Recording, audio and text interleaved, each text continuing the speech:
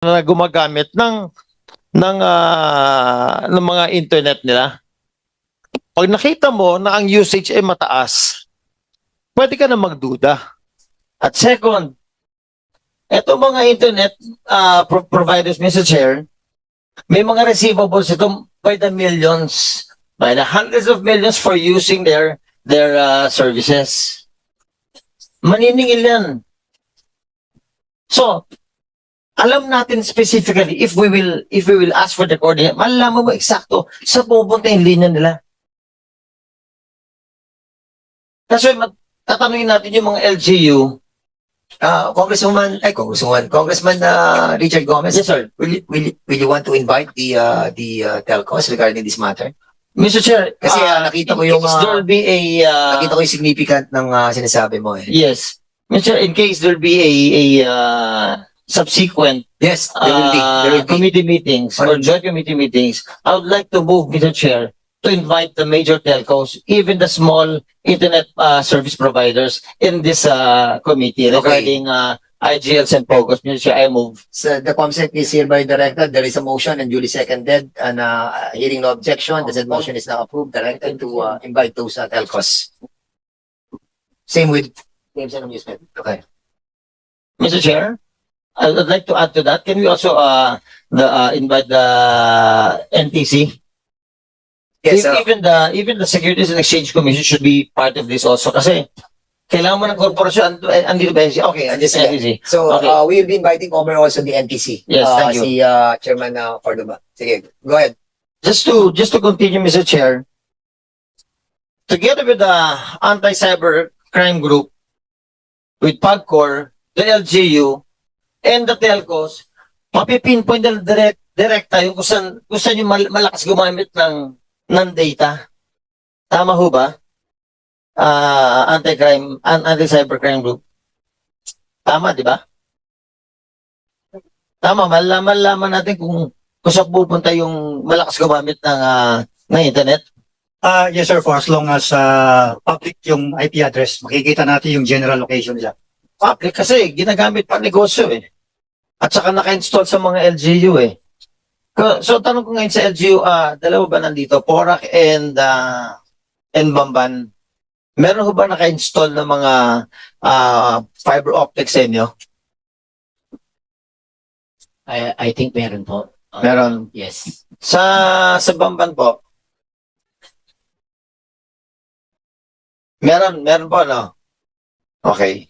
Kasi imposibleng walang fiber optics sa inyo dahil nag-ooperate ho sa inyo eh. Hindi ho pwede na wala ho silang dedicated fiber optic lines for their operations. Ngayon, ang tanong ko naman, next Mr. Chair, with regards dun sa mga LGUs, siguro unahin natin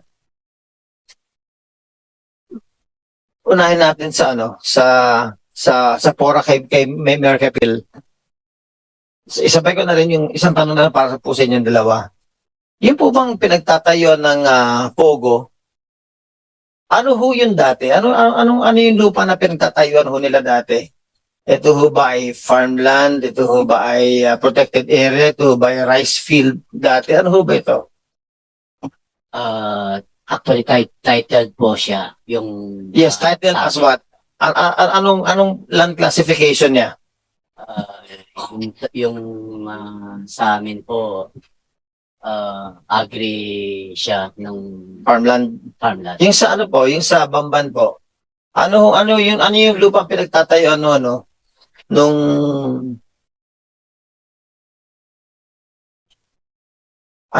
palayan ba yan Dati po dati? ay, palayan. Palayan dati ano? Under the law po ba? Pwede kayo mag-reclassify ng palayan into, anong ginawa? Built-up area o commercial? Anong Ayan ginawa? po ay, hindi pa ako vice mayor noon. Pero ngayon po na Vice Mayor ko yung po bang rice land, pwede natin i-convert into built-up area or commercial? Pwede po. Para sa akin po hindi. Ano pong ginawa ng LGU ninyo? At yung pong barangay captain doon, siya po ang nagre-classify. Pero ang nagbigay po ng classification, ang nag-approve ng sanggunian. Opo, after the Hindi niyo sa barangay. nirevoke yung classification. As Vice Mayor. As of now po, dahil kasi Andiyan dyan na po yung mga building na malalaki. Kaya po, lalo na ho ngayon, kaya ko lang binibring up yun. Because, Mr. Chair, if we do not protect our farmlands, pag yung mga LGUs hindi na lang intindihan na reclassify lang sila na reclassify ng mga rice lands, maubusan tayo ng rice lands, which will also affect our national security. Second, but that's beside the point. Ngayon po, yung property po na nasa Bamban at saka sa Porac, Asa Cruz, ito ba lahat on hold na? Ito ba lahat naka-under sa preservation order? Yes, Mr. Chair. Okay. Ano yung reason bakit na nalagay sa preservation order itong mga properties na ito? Unang-una, sir, gamit po yan in a criminal activity. So, that's one. So, if ever na ganun po yung kinasasangkutan ng isang lugar, then we can subject them for asset forfeiture being involved in criminal activity, sir, or ginamit sa criminal activity. And in cases, sir, sa mga POGO, sir, na nire-raid po natin, sir. Lahat po ito, sir, sinubject natin for asset forfeiture. Both the property, the building, and even the vehicle, sir. Yung mga luxury vehicles nila nandun, sir. So yung mga nasa preservation order, hanggat nandun siya sa preservation order, hindi natin pwede siyang galawin, ano? Kung pwede nang galawin ito, hindi pa. Pwede naman po, sir. Actually, yung isang building po sa Pasay na POGO na ni-raid po natin, sir. Ginagamit po namin ito bilang detention cell ng mga nahuli po nating mga POGO.